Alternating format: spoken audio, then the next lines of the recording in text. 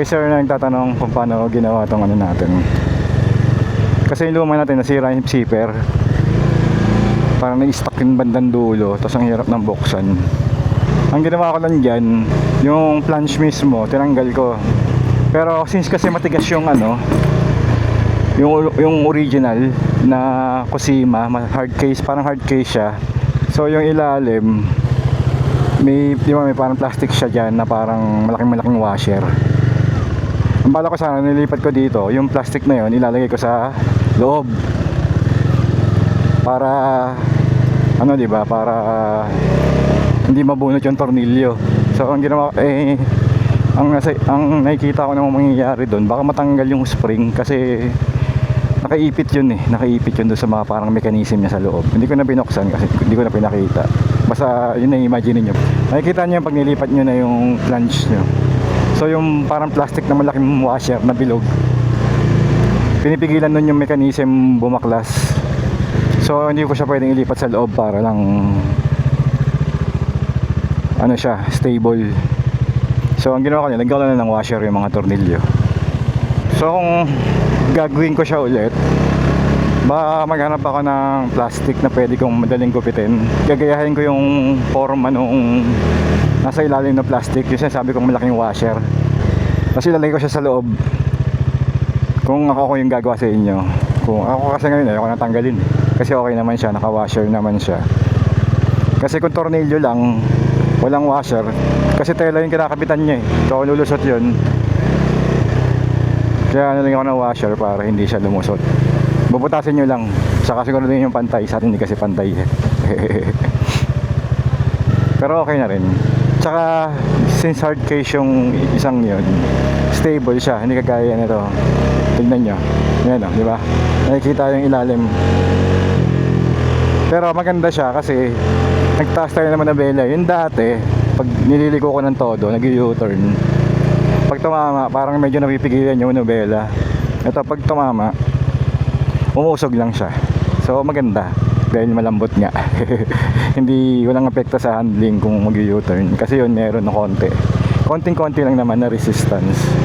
Kasi nga hard case siya. Yun lang yung naisip ko, yung bilog lalagay sa loob. Pagtanggal pala yung Cosima, wala kayong makikita ng tornilyo sa loob nun. Pero meron yun, parang may takip lang siya na velcro. Hindi velcro eh, may tela siya na takip na may pandikit. So iangat nyo lang yun, may para maka-access nyo yung tornilyo para matanggal. Tapos itong bag natin, ano to, Immortal, pang trader, yung ganun, yung walang tangke. Yun nilalagay sa may uka doon sa harapan ng ano, underbone ba tawag doon. Hindi ko kasi naguguluhan kasi ako sa underbone tsaka sa basta pang trader, yung walang tangke, yung pang PG1 ganun. So yun lang. Kay sir na nagtatanong kung kaya mong gawa ng plastic na basta ano siya, medyo matigas lang konti, wag naman yung sobra kasi parang bali wala lang kung malambot na plastic lang din. Yung mas matigas lang ng konti sa holder na plastic, yung mas matigas pa doon na konti. Pero yung kayang gupitin para hindi na mahirap maggupit. Tapos ilagay mo sa loob bago mo na tornilyuhan yung apat. So ito yung tsura, nakakabit siya. So yun yung kaya niya ikarga. Kaya niya ipasok yung 2 liters na 2 liters sa 1.5 2 liters na Coke. May space pa sa kanan or kaliwa, basta kung ano mo, anong gusto mo. Sabay kabila ang dalawa, may lagayan din.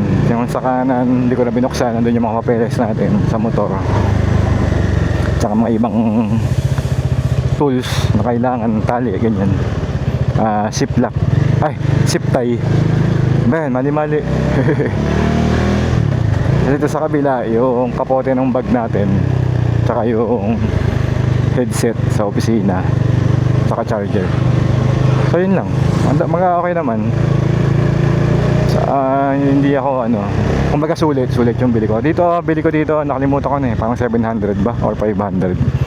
Ilagay ko na lang niya sa link. Alam ko sa TikTok ko to nabili, Ilagay ko na lang yung link sa description kung makita ko pa. Okay, so thank you na matindi. Hanggang sa muli, bye bye.